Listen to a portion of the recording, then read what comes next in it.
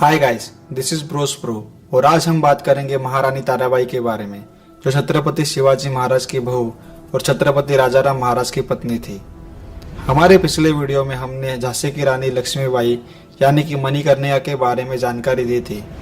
अगर आपने वो वीडियो नहीं देखा है तो नीचे दिए गए लिंक पे क्लिक करके वो वीडियो जरूर देखें। जब भी बात मराठा साम्राज्य की आती है तो दुनिया छत्रपति शिवाजी महाराज को याद करती है, क्योंकि जो काम उन्होंने किया है वो कोई आम आदमी बस सोच ही सकता है।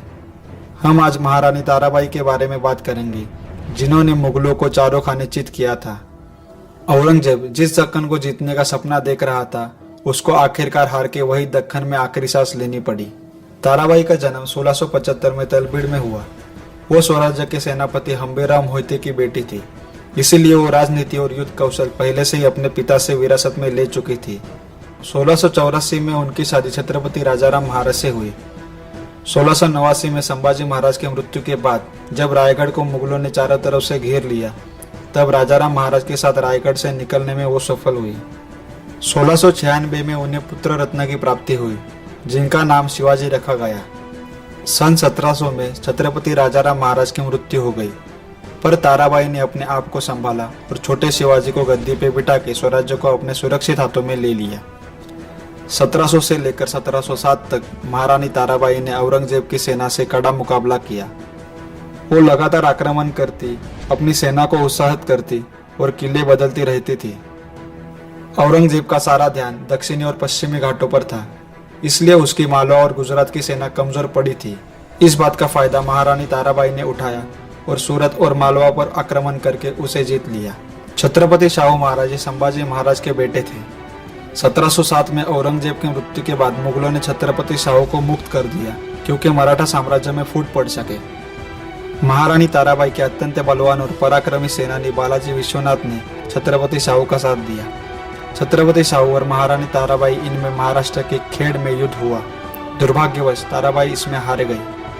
1708 को महारानी ताराबाई से छत्रपति शाहू महाराज ने पनाला किला लिया, पर बाद में सिर्फ 4 महीनों में रानी ने वो किला फिर से हासिल कर दिया। कान्होजी आंग्रे, सिद्धोजी घोरपड़े और दमाजी थोरात जैसे कुछ बहादुर सेनानी छत्रपति शाहू महाराज को जा मिले। 1714 में छत्रपति शाहू महाराज ने ताराबाई को हराया। तब से महारानी ताराबाई 16 साल तक पनाला किले पे रही। बालाजी विश्वनाथ और बाजीराव पेशवा की मदद से छत्रपति शाहू महाराज ने उत्तर भारत से स्वराज्य को बढ़ाया।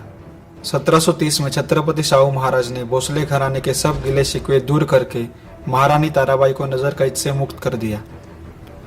छत्रपति शाहू को कोई भी संतान नहीं थी, इसलिए उनके बाद स्वराज्य का उत्तराधिकारी कौन होगा, ये चिंता ताराबाई को हमेशा से थी। 1748 को जब छत्रपति शाहू महाराज बहुत बीमार थे, तब ताराबाई ने अपने बेटे राम राजा यानी कि दूसरा राजाराम को दत्तक लेने की सलाह दी। छत्रपति शाहू ने भी वैसे ही किया।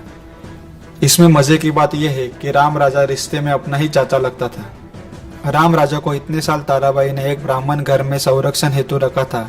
ये बात ताराबाई ने शाहू महाराज को बताई। छत्रपति शाहू के निधन के बाद राम राजा को छत्रपति बनाया गया। 1750 तक मराठा साम्राज्य पंजाब तक पहुंच चुका था। अब मराठा साम्राज्य में पहले छत्रपति, बाद में पेशवा और उनके बाद सेनापति जैसे कि होलकर, गायकवाड़ और शिंदे ऐसी लेवल बन चुकी थी। सेनापति पेशवाओं के प्रति ज्यादा वफादार थे और महारानी ताराबाई की बढ़ती आयु की वजह से मराठाओं की सारी ताकत पुणे में पेशवाओं के साथ इकट्ठी हो गई। 1761 में जब महारानी ताराबाई ने पानीपत की जंग में 2 लाख मराठाओं को मरते देखा, तब इस दुख को वो सह न सकी और 86 की उम्र में उनको वीरगति प्राप्त हुई।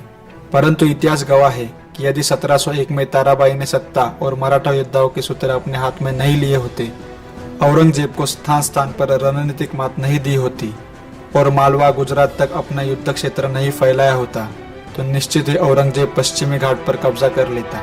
भारत को मुगल सल्तनत बनाने का औरंगजेब का सपना ही रह गया। इस वीर मराठा स्त्री ने औरंगजेब को वही युद्ध में उलझाए रखा, दिल्ली तक लौटने नहीं दिया। औरंगजेब के बाद मुगल सल्तनत वैसे ही कमजोर पड़ गई थी। इस वीरांगना ने अपने दम पर जहां एक तरफ औरंगजेब जैसे शक्तिशाली मुगल बादशाह को बुरी तरह हराया, थकाया और परेशान किया, वही दूसरी तरफ धीरे धीरे मराठा साम्राज्य को भी बढ़ाती रही। एक समय पर मराठों का साम्राज्य दक्षिण में तंजावुर से लेकर अटक तक था। अटक यानी कि आज का अफगानिस्तान। लेकिन आपको अक्सर इस इतिहास से वंचित रखा जाता है और विदेशी हमलावरों तथा लुटेरों को विजेता, दयालु और महान बताया जाता है। बल्कि भारत देश के इतिहास में अच्छे से अभ्यास किया तो मराठाओं का इतिहास भारत में क्यों इतना याद नहीं किया जाता, यह बात हमें चौंका देती है।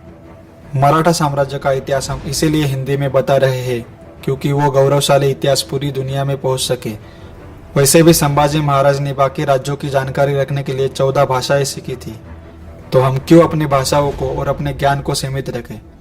Thanks guys for watching this video. हमारा अगला वीडियो छत्रपति शाहू महाराज के ऊपर है, तो प्लीज़ हमें सब्सक्राइब करें और बेल आइकन को प्रेस करें, यानी कि आपको हमारे वीडियोस की नोटिफिकेशन आती रहेगी।